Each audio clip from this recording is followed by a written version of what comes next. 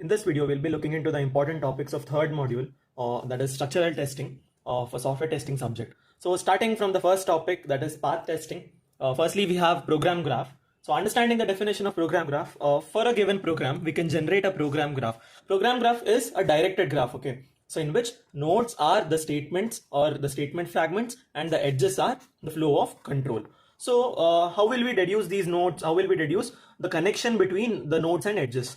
So we have this statement, that is, if I and j are the nodes in a program graph, an edge existing from node I to node j, if and only if statement fragment corresponding to node j can be executed immediately after statement fragment corresponding to node I. So we can say that between node I and node j, an edge exists, or a program graph exists between these two only if after the execution of I, it should directly execute the j. So if this condition is satisfied, now we can say that combining those two nodes, we can form a program graph. Moving further, so program graph comprises of a group of statements that make up a node, group of statements that make up a node in program graph are called basic blocks. So next, line numbers refer to the statement and statement fragments in the program graph. One more thing, the importance of program graph is that program executions correspond to program from source to sink nodes. So the starting node is considered as a source node and the ending node or terminating node is called as a sink node. Because the test cases force the execution of some such program path, we now have a very explicit description of relationship between a test case and a part of program it executes or exercises. So between each and every statement, we have a fixed description, like if this is satisfied, we have to get into this part. That's what the statement refers. So if they ask write about program graph or describe path testing via program graph, make sure you write all these points. Moving on further, we have program graph for triangle problem. So this is a must question. This will be surely asked in exam. So let's look into the question. Let's look into the program here. So here I have the program comprising of 23 statements are there. 23 lines of code is there.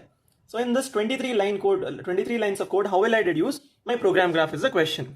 So in order to construct a program graph, I should start from,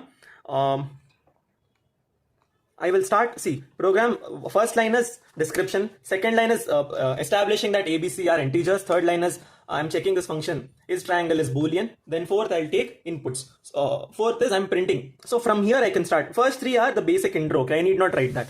So when I start from the fourth position, so I can take from 4, I'll move on to 5, that is taking the inputs.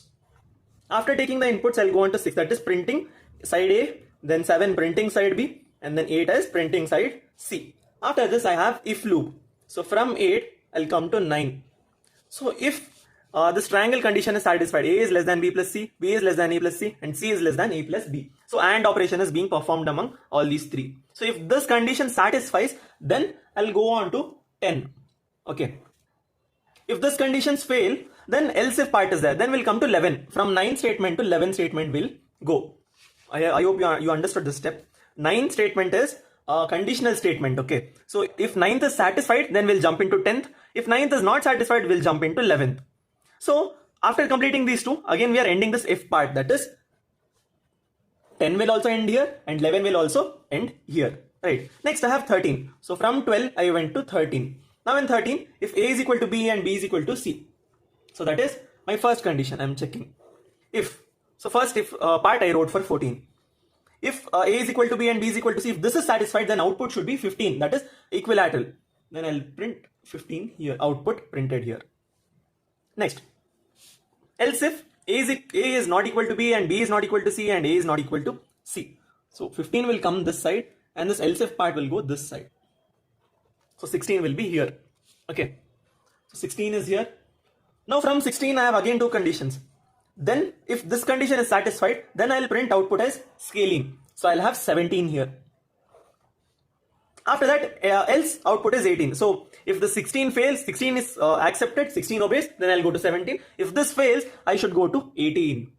So I'll draw 18 here. And then end if. So for 16th, for the if at 16th line, I'll be ending it here. That is 17 and 18 would get executed and it will end at 19. Next, I'm ending at next. After this, I have 20. So 20 is for which if part. So this is for these two if, right? 16 and 19, one combo. Then again I have 14 and 20. 14 and 20, one combo. But then from 14 I'm going to 15. So from 15 I can go to 20. Then again, else output is not a triangle. Else output is not a triangle means here it will come. That was if is triangle I'm taken. So I'm checking if is triangle condition. If this condition is satisfied, I'll look into the RHS part. If this fails, I have to look into the LHS part. So I'll get 21 here. So after this, I have to end if part. So end if for this particular statement. Okay. So this particular statement, this entire thing I have to end it. So I'll write 21 here. Sorry, 22 here. So this will end here. So the movement, so the transition happened from 21 to 22 as they were, as 21 was next of 22. After this, I have end triangle. End triangle means I'm ending at 23. So this is how we generate the program path for triangle problem. I would suggest you guys to go through the program properly. There are 23 statements here, 23 lines of code, and understand this program graph, the sequence, how it follows and all. So this was about the program graph. Moving on further, we have the DD path concept here. So DD path refers to decision path.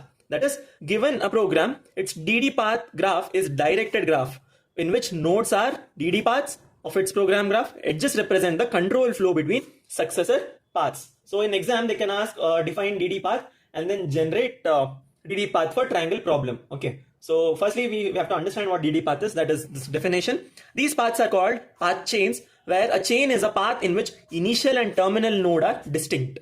So distinct and very interior node has index and outdex as out degree as 1. If we look at this example, this being the start node, I have initial node as the in degree is 0 here, out degree is 1. Coming to final node, in degree is 1 and out degree is 0 here. Coming to the internal nodes, the interior nodes, in degree is 1, out degree is 1. So this is a path chain. Understanding what in degree is, for a node, if there's an edge coming towards the node, then it is called as in degree. Going out from the node, it is called as out degree.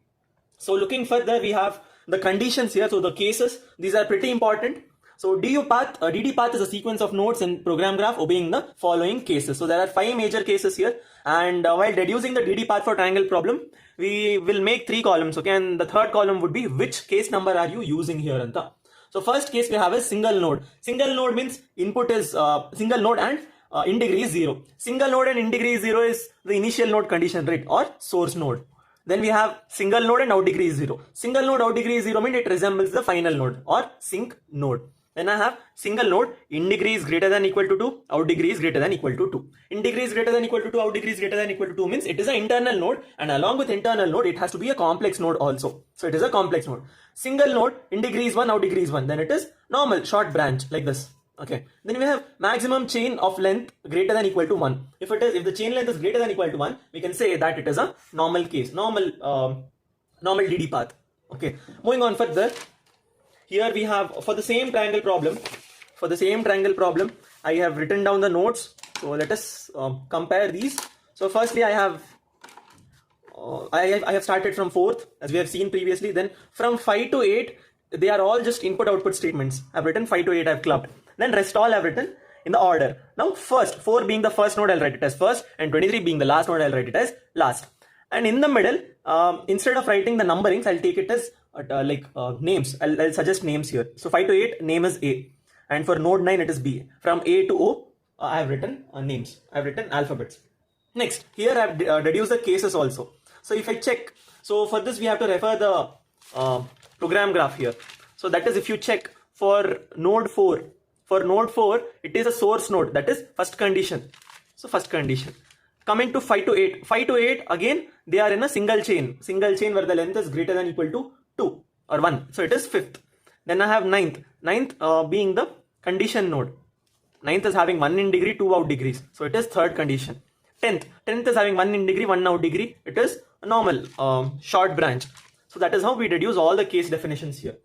So after writing the case definitions, I have to construct the DD graph here. Construction of DD graph is pretty easy and pretty simple. Let's see how it's done. So keeping this as reference, keeping the program graph as reference, I'll construct the DD graph. Okay, let's see. So firstly, I'll start from first.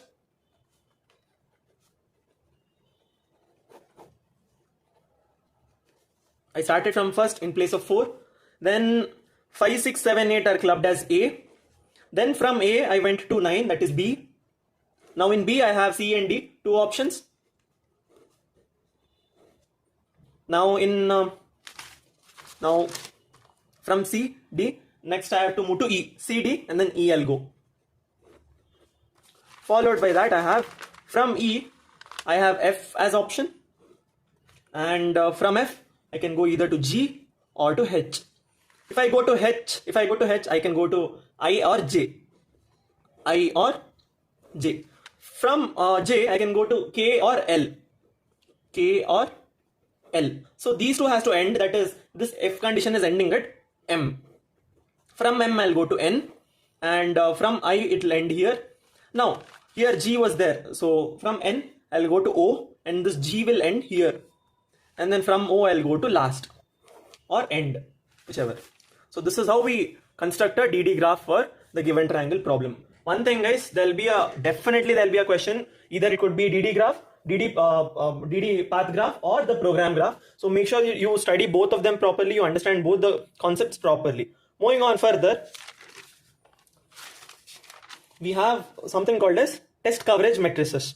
Test coverage matrices, we have the first topic, that is metric based testing, or it is also called as EF Miller coverage matrices. So they can ask us to specify all the matrices and give 1-2 line of description for each of them. So firstly we have is C naught. C naught is the C naught means that it is statement coverage. It covers each and every statement. So it is the measure which includes all the executable statements in our program. Next we have C1. C1 is every DD path. Every DD path means it is a decision coverage. That is, in DD path we had conditions, right? Each condition is evaluated. Either it will come this side being true, or this side will go as false. So this metric covers all decision outcomes. That is why it comes under DD path, decision to decision path. Then we have C1P. C1P is every predicate to each outcome. So this is a predicate coverage. So it aims to cover every predicate. Predicate andre Boolean expression, true or false. To each outcome, true or false. It ensures that all decision outcomes are exercised. So next, moving on further, C2. C2 is combination of C1 coverage and loop. C1 coverage is every DD path. In DD path, if we have looping statements, so if we are getting back to the previous node, then this metric is used. Okay. Next we have CD. CD has C1 coverage plus every dependent pair of DD path. So this is again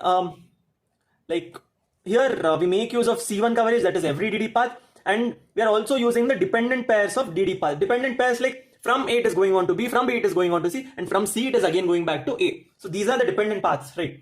So this was about CD. Then we have CMCC, that is multiple condition coverage. In multiple condition coverage, all possible combinations of conditions would be tested here. Okay. Then we have CIK. CIK is every program path that contains up to k repetitions of a loop. So if there is any for loop here or while condition here, we have witnessed while condition in commission problem, right? So for ensuring or measuring such programs, deducing the matrices for them would be CIK. We will make use of CIK metric. Okay. Next we have is the C-stat. C-stat is the statistical coverage. So it's statistically significant fraction of paths. So it ensures that a statistically significant fraction of all possible paths are tested. But then it does not guarantee coverage of all the paths, but it aims for a representative sample. Moving on further, C infinity. C infinity is it covers all the paths, all possible execution paths. So irrespective of it being a condition path or it being a decision path or predicate path or a normal statement, it covers all the possible paths here. Moving on further, we have structural test coverage matrices. So structural test coverage matrices, the first one we have is statement and predicate testing. So in statement and predicate testing, we ensure that every statement and the predicate condition in the program is executed. So in loops, at least one alternative of the decision must be executed. Then we have the DD coverage. So for statement and predicate, we can take combination of C0 and C1P, right? Next, moving on to the DD path. So in DD path, it is, as we know the definition of DD path, like all the dependent paths, decision to decision path is tested here. So we ensure that each and every variable from where it is defined and where it is used, all those things are tested. Okay. For DD path, we can make use of C1. Then for dependent pair of DD paths, we can make use of CD. So here we look into the dependent pairs. That is, it will comprise of C1 coverage. That is, every DD path would be considered. Along with that, every dependent pair of DD path would also be considered here. Next we have is multiple condition coverage. Multiple condition coverage is will be making use of all the loops here, nested conditions, if else, and all of that. While loop, if while loop is present, we'll make use of that also. So here it will be CMCC coverage. Then we have the loop coverage. Loop coverage ensures that the loop are tested for different scenarios. It will start from 0 iteration and move on to multiple iterations. So depending on the while loop or for loop which you have specified. So for this, we can make use of CIK. Okay. So this was about the structural test coverage matrices. Make sure that you explain each and every topic at least 4 to 5 lines, and along with that, what are these matrices and what do they actually mean, you should specify here. Okay, moving further, we have test coverage analyzers. So test coverage analyzers are the automated tools that are used to track the coverage of our code during the testing. So they guarantee reports showing which part of the code has been executed, where there is an error, and all of that. Moving further, our next topic we have is the basis path testing. Basis path testing is a structural testing technique that is based on the mathematical concepts of basis in vector spaces. So the idea is to identify the minimal set of paths that cover all possible execution paths through a program, ensuring comprehensive testing. So we make use of the vector spaces here, the basis in the vector spaces concept, and we try to deduce possible execution of paths through a program, ensuring comprehensive testing. So moving further, we have vector space basis. So understanding the vector space basis definition. So it is a set of vectors that are linearly independent and span the entire space, the vector space which you are considering. So every vector in the space can be expressed as a combination of these basis vectors. So moving further, if a program's control flow can be viewed as a vector space, finding a set of basis paths, meaning finding a minimal set of paths that can be expressed every possible path in the program. So this is the aim or the motivation behind performing the basis path testing.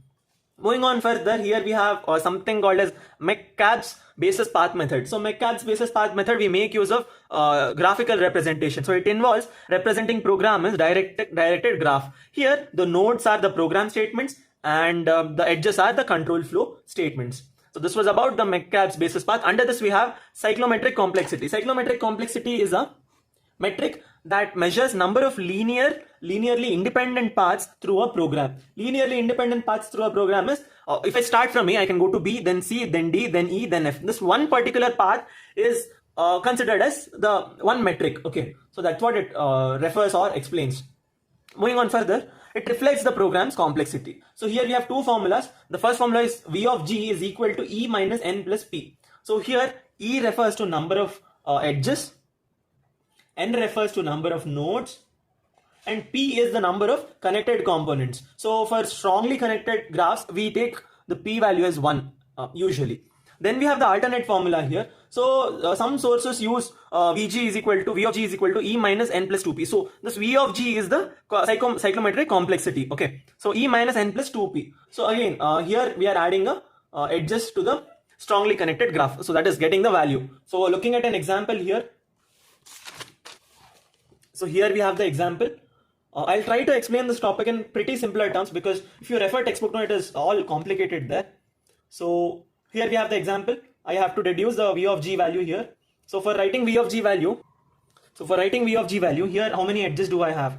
I have 1 here. Totally I have 10 edges, and totally I have 10 edges here. 10 minus number of nodes, 1 2 3 4 5 6 7 nodes are there, plus 1. 10 minus 7 3 4 plus 1 5. So I get V of G value as 5. That is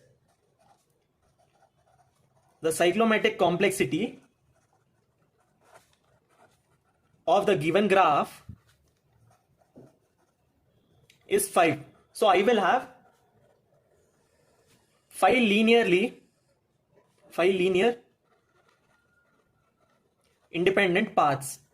So okay, let me deduce the paths here one by one. So starting from the first path, second path, third path, fourth path, and fifth path. I have totally 5 paths here, right? So first path, if I'll start from A. Okay, from A I'll go to B. So from B I'll go to C, and from C I'll go to G, and again A. This is one path. Looking at the second path, G being the end node. Okay, so looking at the second path, from A I'll go to B, and from B I'll go to C, and from C I'll go again back to B, and from B again I'll go to C, again I'll go to G. So it will be A, B, C, and G. This is one loop. Okay. So we are also considering the independent loops here. So this part I'm done. Now next I'll move further. I can go from A to B, and from B I can go to E, and from E I can go to F, and from F I can go to G. Right. Next I have from A I can go to D. From D I can go to E. From E I can go to F, and from F I can go to G. Next I have from A to D, D to F, F to G. A to D, D to F, F to G, A, D, F, G. So these are all the paths which I have obtained. Okay. Next on this side, I have to consider the edges. So I have totally 10 edges here, right? So I'll write 1, 2, 3, 4, 5, 6, 7, 8, 9, 10. So by making use of this table, I can show like where each edges has traveled in each path, and also the number of times an edge is being traversed can be shown here. Okay.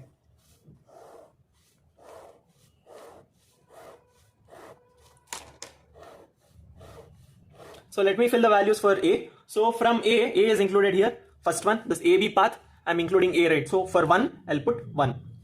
For B to C is 4. So I'll put 1 here. And then C to G is 9. I'll put 1 here. Rest all, it can be 0. Okay. Next, ABC. A to B is 1, path 1. Then B to C is path 4. After this, I have B to C and C to B again. C to B back. So here again, this loop is being iterated. So I'll write 2 here. 2 because after iterating also from B to C again I'm going down. No. So 2 I can write here. And considering the next, this is third path here, 3. So I'll write 1 here. A to B, I wrote 1, first path. Then B to C, 4 I wrote 1. Then from C to B, third path, I wrote 1. And from B to C again, 2 I wrote here. So next, after the C to G, I'll write 1 here. Next again, A to B, first path. And then B to E. B to E is fifth path. And E to F. E to F is 8th path. And F to G. F to G is 10th path. Again, A to D. A to D is second path. Next, D to E. D to E is 6th path. Then I have E to F. E to F is 8th path. And F to G. F to G is 10th path. Then I have AD, FG. AD is 2. Then D to F is 7. And F to G is 10. So by making use of this table, I can specify like how many times. Now I'm done with condensing this if part. Done. Then from A I went to F. Right. From A I went to F. From F I have G and H here. Then from H I have I and J here. And from J I have K, L and M. So I can consider this starting if, end if. So this entire thing I can condense it.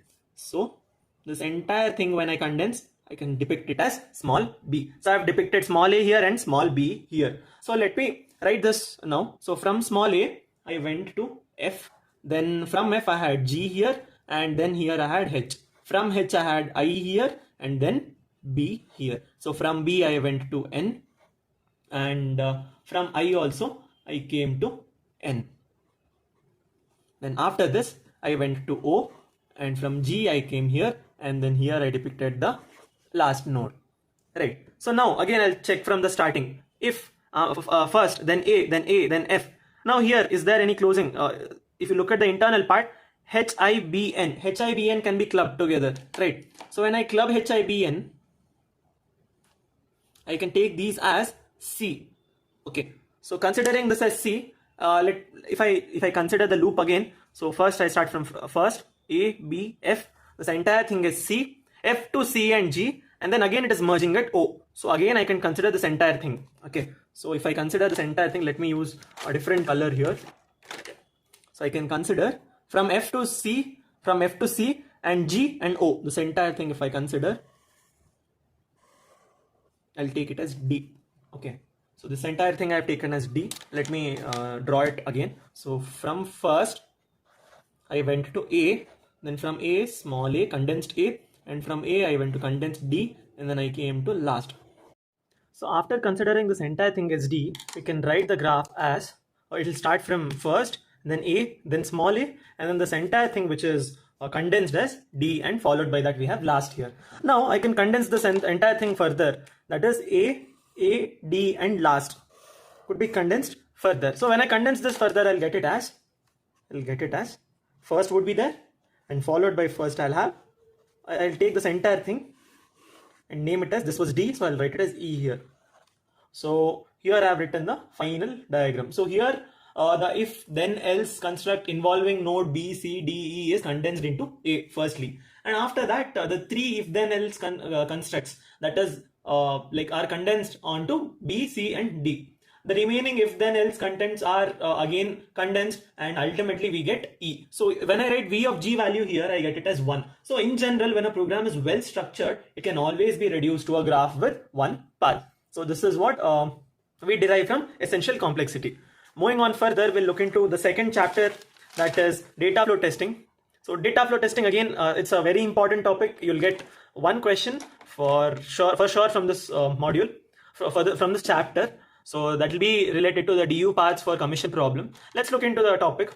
So firstly, data flow testing is a form of structural testing that focuses on the points at which variables receive values, and the points at which these values are used. So receive the values, point at which the values are received, and points at which the values are used. So considering these two, we will generate our data flow testing. So it serves reality check on path testing. So the data flow testing is well suited for object-oriented codes. So looking into further understanding what is DU testing, define use testing. So define use testing comprises of the paths to the location and property of references to variables within the program code. So here we consider the path to the locations and properties are considered. So a program can be analyzed in terms of how the variable are affected, assigned and changed through the course of program. So considering one variable, we'll see where it was assigned, where the variable is being accessed, and where this variable gets updated, or some values are being changed. So DU testing uses a program graph in which the nodes are statement fragments and programs that follow structured program precepts. So moving further, the following definitions refer to a program P that has program graph G of P. So program graph is depicted as G of P, program is P, and then variable is V.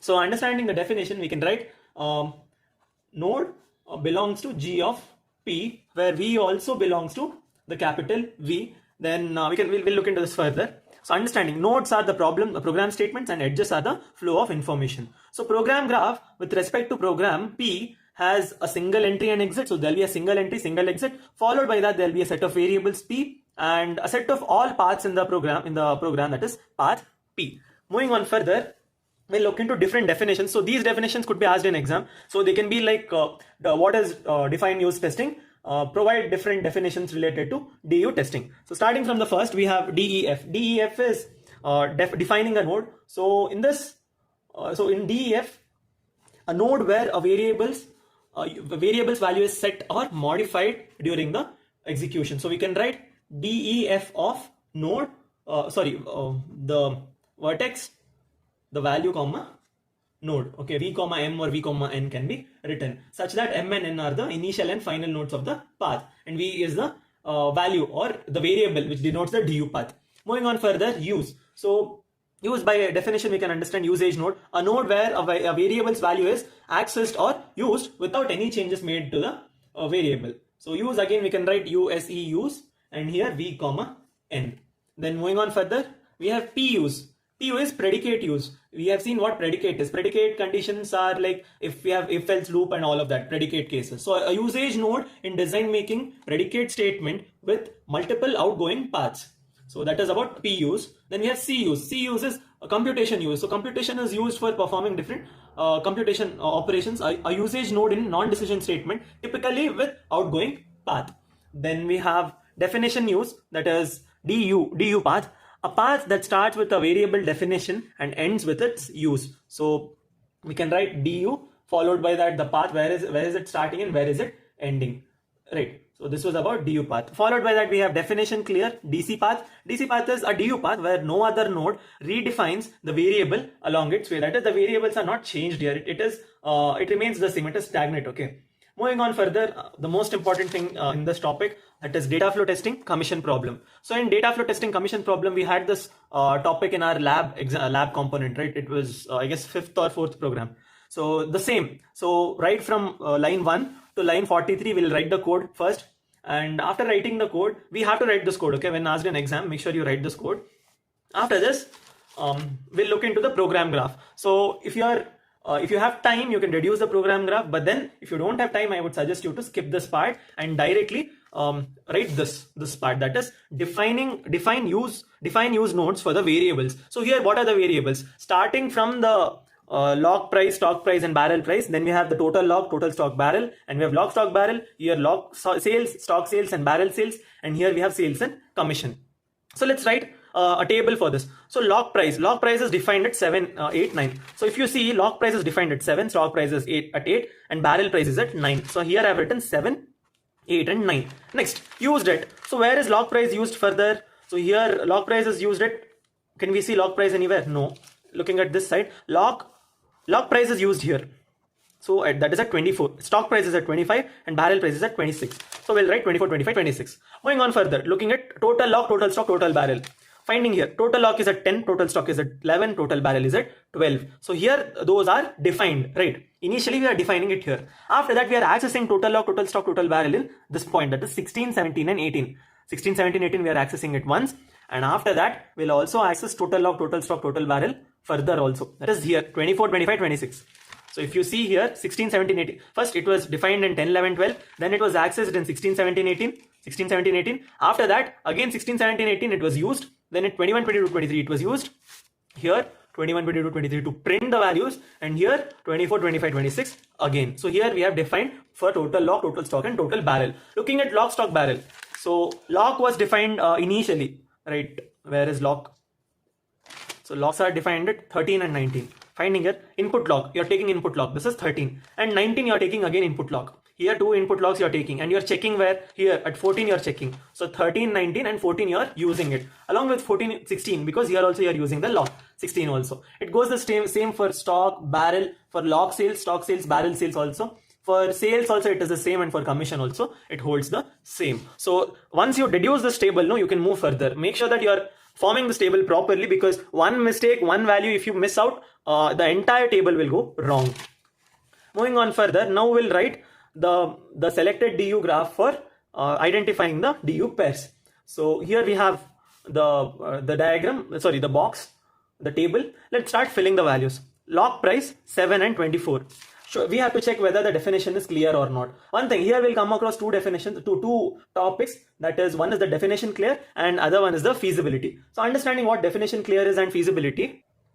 So definition clear is a path in which a variable's value remains unchanged. That is, right from the starting to the end, you are not redefining the value. That is, you are not updating the value. When we consider case of total price or the total sales, the values are getting updated, right? So they in such conditions, feasibility is not obeyed there. So here the values are not changed. That is, it means that there is an actual scenario where initially what you have defined will be the same.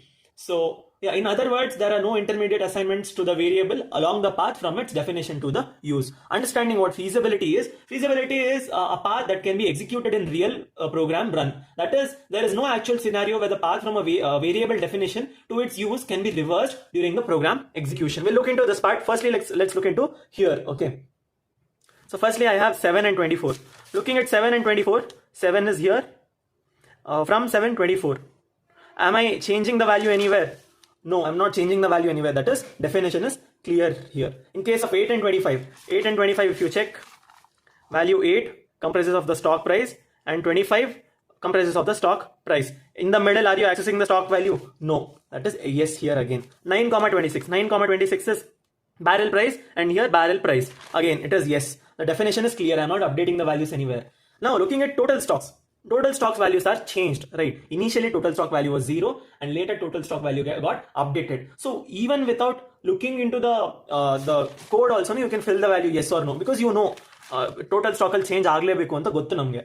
So looking here, total stock 11, 17. So 11 is here total stock and 17 is total stock is equal to total stock plus stock.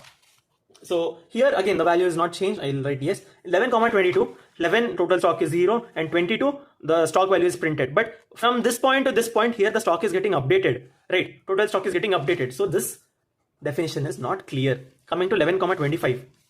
This was for 11, 22. 11, 25 total stock I defined here, and 25 stock is equal to stock sales is equal to stock price into total stock. 11,25, again here total stock value is different because initially we have added, we have computed the total stock value here. So here again I can write no. Now 17,17 for total stock. 17 is here, total stock value, updated total stock value, and 17 again updated total stock value. When I consider two updated total stock values, it is, I'm referring to the same sentence, right? Same line. So it is yes. Coming to 17,22. 17 is this, 22 is this. This updated value would be printed here. So it is yes here.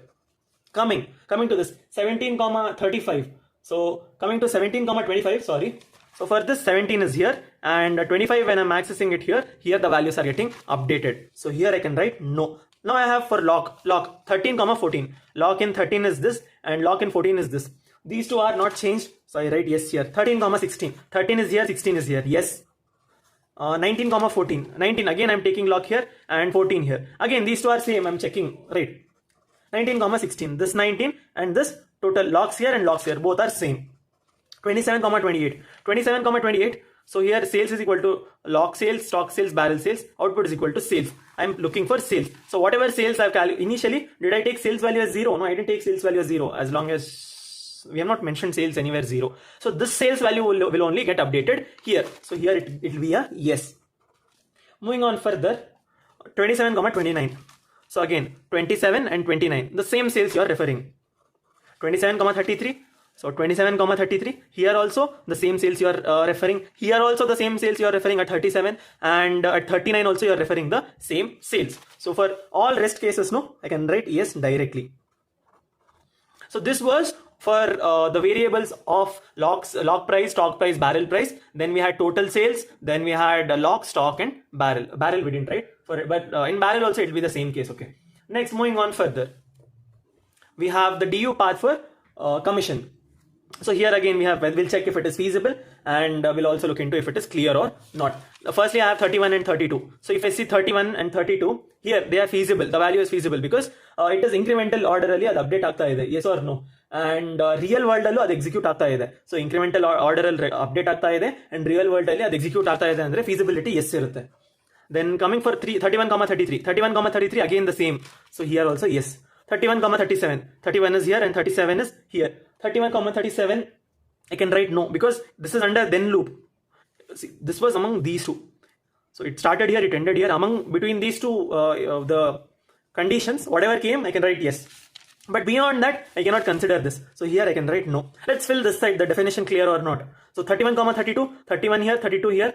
So yes, I can write here. The same 31 is being referred. But then 31,33, 31 is this. I have taken for this commission, it will be 10%. But then coming for this commission, it will be 15%. So it is not same. Coming to 31,37, 31 is here and 37 is here. Out of the if loop. So this is also no. Coming to 31,41, 31 is here and 41 is here. It is not possible. 31,41, no. Let me first fill the definition clear. Feasibility, we can easily fill it. Then I have 32,32. 32,32 is a yes. 32,33. 32,33 is a yes. 32,37, that is out of this loop. That is no. 32,41. 32 value is here and 41 value is down somewhere. It is no. 33,32.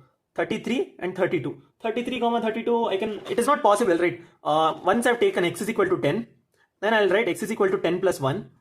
Then if I'm referring this x will be 11 here. Can I equate this x to this x? No, it is not possible. So I'll write no here. 33,33 yes. 33,37 we can make out that it is out of the loop. So no here. 33,41 no. 36,32. 36 is first. 36. And 32 is above. So it is no. Again 36,32 no. 36,33 no. 36,37. Looking at 36 and 37. 36, 37 yes I can write. 36,41. 36 is here and 41 is down. No, it is not possible. 37,32 no. 37,33 no. 37,37 yes. 37,41. 37 is here and 41 is here. So 37, 41 it is not possible I guess. 38,32 no. 38,33 no. 38,37 no. And 38,41. 38 value is here and 41 value is here. I can write I don't think so. It is not no. It is yes, it will be yes here. So filling the feasibility values 31 and 41. Checking if 31 and 41 are actually getting executed or not. 31 and 41. Yes, this it is between the loop. It is actually getting executed. Next, I have 32, 32. Yes, it is getting executed. 32, 33. Yes, it is getting executed. 32 and 37. 32 value is commission here, and 37 commission is here. These two commissions. For this commission, it will happen in this loop, and for this commission, it will happen in this loop. This combination cannot take place, so I can write no here. 32 and 41. 32 is this commission, and 41 is here. So yes, here it got executed in real. Next, I have 32, 32. So it will be a yes, and after that, I will have 33, 33. 33, 33 is a yes. 33, 32. 33 is this, and then 32 is this. Down and then above. It is not possible. First statement would get executed, then I'll jump into second statement. 33, 37. 33 is here, 37 is here. Both will get executed separately. 33 and 31. 33 is here, and 31 is here. Not possible. 36 and 32. For 36 and 32, it is not possible. 36 and 32 again I have written. It is also not 30. It is also not possible here. 36 and 33, no. 36 and 37 I can write yes, because next statement only it will get executed. 36 and 41 again it will get executed. Here 33 and 41 not possible. Yeah. So next 37 and 32. 37 and 32 it is not possible, because 37 here, 32 is above. Both commission we are calculating. It is not possible. Coming to 37 and 33, it is a no. 37 and 37 is a yes. 37 and 41 is a yes, because after 37 41 will come. 38 and 32 is a no. 38 and 33 is a no. 38 and 37 is a no. But 38 and 41 is a yes. So in exam, if they ask for the DU path, first you write the program, then you write this part, and after that you can mention this entire thing. And for this, it depends on the marks also. If it is for 12 marks, make sure you write this completely. If not, just cover few points. 10 points you can write. Okay. Moving on further, we have the DU test coverage matrices. So in DU test coverage matrices, they are the parts of they are a part of this data flow matrix. RAPS, Welker data flow matrix, used to evaluate the thoroughness of software testing by analyzing the paths between where variables are defined and where it is being used in the program. So these matrices ensure that test adequately covers the program's data flow, focusing on various criteria. Looking at the criteria here, all definition criteria. That is, it requires tests to cover definition. That is, clear path from every variable to defining node to at least one usage of that variable. Clear path should be mentioned. There has to be one usage of that particular definition. So this is what all def criteria speaks of. Then we have all uses criteria. That is, it has to be defined firstly, clearly, the definition should be properly done. And after that, if there is any update happening also, we need to define all that. Looking at the definition here, requires tests to cover definition clear path from every defining node of a variable to every possible usage and the node immediately following each of the use. Moving on further, we have all P use some C. That is, all P use and some C uses criteria. Ensure test cover paths from every defining node to every predicate use of variable. If no predicate use exists, then the test must cover at least one computation use. So we have seen the definition of predicate use and computation use. Moving on further, previously it was all P, some C. Here it is all C, some P. So ensures that test covers paths from every defining node to every computation use of variable. So if there is no computation here, we must cover at least one predicate. It is opposite of the one which we have discussed previously. Then I have all DU path criteria. That is, it requires to test to cover all definition clear paths from defining nodes to all the uses. We are defining and uses. Both should be ensuring these paths are either single loop traversals or cycle free. Then these matrices help to ensure that the software tests are comprehensive by covering all possible data flow paths between where the variables are defined and where they are used. So from all path will be classifying into the all DU paths. In all DU paths, again I have all uses. Some could be all C, all computation, and some P, or it could be some P, some C, and all the predicate uses. In predicate uses, I could consider all the definitions, or I could take all the predicate cases, all the edges, or all the nodes. I know this topic is slightly complex, but then I would suggest you to understand this, because either they can ask a program and expect us to write the data flow testing, if not DU testing. If not, they can ask something like this. So we have to make sure that we are ready for both of the questions. Next topic that we have is slice-based testing. From slice-based testing, the definition and commission problem could be asked for 10 marks. So understanding the definition first, a program slices a set of program statements that contribute to or affect the value of a variable at some point in the program. So a slice means a set of programs. In a program, if you take some part which will impact the further variables in our program. So if I consider our triangle problem here, so if I take our triangle problem, this particular part is triangle true from here to this end if from 10 to 19 if I is triangle and end if I consider this much, no, from 13 to 19, this could be taken as one slice, because depending on these conditions, no, our further program will vary. Here not a triangle will come, or if it is a triangle will come, or it will end here only itself. So that could be varied, right? So it depends on this particular part. This particular part could be taken as one slice. Okay, so slice is depicted as this. So where s of v comma n, where v is the variables in program P, n is the statement, and s of v comma n is statement fragments in P that contribute to the value of variables in V at node n. So when a slice is created, it looks backward from a specific point to see whether influence, whether to see what influence the current value of variable. So in this example, if I see scalene, from this, if I see backwards, it is called backward slicing. Okay. Then forward slicing means from this condition, when I look forward, so and so changes happened. If this condition was not there, I would have directly iterated a is equal to b, b is equal to c, and this I would have come here. But then because of this condition, this entire the further portion is getting altered. So right, so this could be forward slicing example. The main idea of slicing is to break the program into components that have a specific functional meaning, making it easier to analyze, debug, or test a certain part of code. So this is the main motive of our slice-based testing.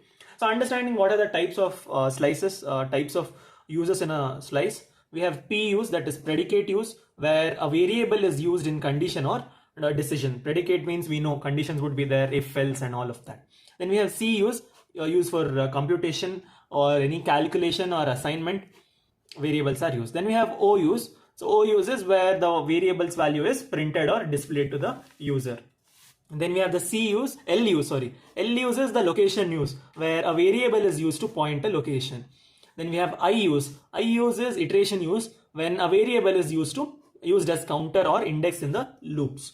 Looking at the guidelines for using slices, this again could be asked. This is an important topic only, not just here, even for the other matrices also, the test metric also, the guidelines need to be taken care of. Okay, we should study the guidelines. Coming to first one, that is relevant variables. So we should use only those variables, only those statements present in the program. I cannot take from the triangle program, I cannot take something out of it. I cannot calculate the perimeter there, right? That is one point. Next, I have single variable slices. So I should focus on single variable per slice instead of clubbing it together. Then I have a definition node. So we should focus slice at A to trace how variables are calculated. Then I have O is output. So avoiding slicing the output variable. Then I have P is the predicate. So I should slice at the decision points. That is, we looked A is less than B plus C. That was a decision statement, and we could slice there properly. Then we have compatible slice. Compatible slice means create runnable slices for isolated testing of specific points. Then I have the lattice of slices. So it is used to visualize the slices as nodes in graph to see their independence and interdependencies and flow with the program. Let's look into the program. Let's look into the example here. Let me open the program here. For commission problem, I'll be referring the same program which we have written for data flow testing. So from this only we'll compare. So firstly, so this is the commission problem as we know. Now I'll start slicing. So first I'll take S1. So these are all slices, okay. Slices numbering, and here I have the slice being configured. So first slice 1 is 1, 13. So 1 is, sorry, this is L, log, 13. So log is at 13. I'm taking input. So is this like, can I slice this further? This is a single slice. Next, I take S2 as log, 14. So when I take S2 as log, 14 is here. Now depending on this, our 19, that is this log, and along with that, as 14 is a while loop, there has to be an ending while loop also. And before that, I am taking input slice, input value. So 13, 14, and 20 should be included, but along with that, as I'm speaking of log, it has to be included in 19 also. 19 and then 20 and then 13 and then 14. So it goes the same for slice and 16. So slice, the lock here, lock is here. This lock I initiated from this part 13, and then I check for 14, and this lock is used at 19, again referred at 19, and 20 is for ending the while loop. Next I have one lock comma 19. So this lock comma 19 is single lock, right? Like a single, this one value. I cannot combine it or club it. So this is a single slice. Moving on further, I have s comma 15. So s comma 15, so at 15th value I have stock here. So I'm taking stock as input. This stock comes under the, first I'll take the input lock. Depending on this input lock, I'll check if it is not -1. If it is not -1, then I'll take 15 as input. So I should consider 13, 14, 15 here, and along with that at 19 I'm also taking the input loop for while condition and then ending the while here. Next, for 16 also it is the same, because I start taking from 13, 14, and here stock 17, at 17 also it depends on 19 and 20, and for barrel also it is the same, and for barrel 18 also it is the same. So initially when I took these slices, they were defining the values. This part was for defining the slice values. Now moving further, now I'll look into the cases here. Slice 9 is total locks 10. Here before that, did you specify it anywhere? No. So 10, done. Now total stocks and 16. Total stocks is here, and it is at 16. Total lock and 16. So here I have total locks here, but before that, did I mention total lock anywhere? I mentioned total lock at 10. So along with this, in order to get this total lock, I should include 13, 14 also, because input lock I'm taking, and then while lock not equal to -1 also needs to be considered. So from 10, 13, 14, and then this being the 16th statement, and then input again I'm taking, and then 20 for ending the while loop. It goes the same for total barrels, and for total stocks it will be 11 because it is empty, and for total barrels also it will be 12, single slice, and then for rest of them it will be the same. Okay, for total stocks, and then total barrels, total stocks, the values would be same. This entire thing, this when I'm iterating inside the loop, if loop, I should consider this input, and I should consider this input also, because it is before end while condition. This were the basic calculation part. This was the initialization part, this was the calculation part. I should if they ask us the slicing topic, slice based testing topic, from slice 1 to slice 37, I should make 37 slices here. So first 8 slices would be depending on the value initialization. Then next 8 slices would be regarding the value calculations, that is total stock, total barrel, total lock calculation. After calculation, now I'll look into this part. Here lock price, stock price, and barrel price I'm specifying 7, 8, 9. Next I have lock sales, barrel sales, and lock sales, barrel sales. Looking at lock sales, where do I have lock sales here? So here I have lock price. In order to calculate the lock sales, I should include the lock price. After that, I should take the total lock. So 7 would be included, 10 would be included, and then this input lock, checking if this is true, that is 14 is true, and after that I'll be calculating the total lock, that is at 16, and after calculating the total lock at 16, I should again take the input lock, and after taking input lock I should end the while loop, and then I will come to the 24 condition. 24th statement is lock sales is equal to lock price into total lock. So this is how I calculated for lock sales at 24th line. Then it goes the same for lock sales at 25, for barrel sales at 26 also. It is the same, guys. Like initialization, calculation, here will accumulate the sales value, log sales, stock sales, barrel sales. After calculating the sales, here we'll add up the sales. Okay, all these it is the same. Okay, after adding up the sales, we'll look into the commission part. In commission part also it is the same, guys. The values would be same. Okay, so yeah, this was about our commission. This was about commission problem for slice based testing. I know this topic is slightly difficult, but then I'll upload the notes. Make sure you go through my handwritten notes, as well as the PDF would be uploaded in the GDRIVE. Make sure you go through these topics thoroughly, because in data flow testing, this could be asked, like in our option, this will definitely be there, okay, for 10 marks. So you cannot miss this topic. But yeah, if you have any doubts, do let me know in the comments. And the next modules would be updated soon. So stay tuned, and thank you.